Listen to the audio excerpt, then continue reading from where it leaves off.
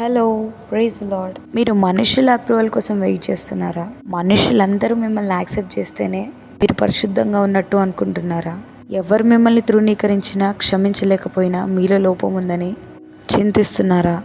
దేవుడితో మీ జీవితాన్ని గడుపుతూ, మీ జీవితాన్ని దేవుడికి దగ్గరగా జీవిస్తూ, మీ తప్పులను సరి చేసుకుంటూ దేవుడి ఎదుట యథార్థంగా జీవించడానికి ప్రయత్నిస్తున్నారా?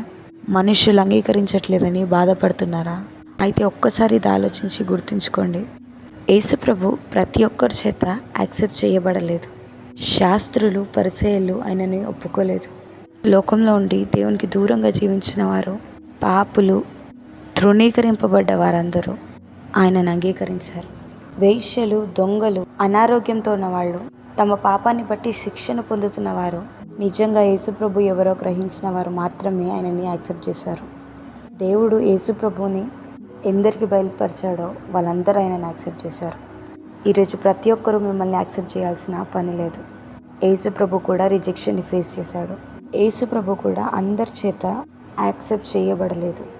ఈరోజు ఆయన మార్గంలో జీవిస్తే ఆయన వెళ్ళిన దారిలో మనం కూడా వెళ్ళాల్సి వస్తుంది. అందరూ మనల్ని అంగీకరించాల్సిన పని లేదు. తండ్రి దేవుడు మనల్ని అంగీకరిస్తే చాలు. హల్లెలూయా.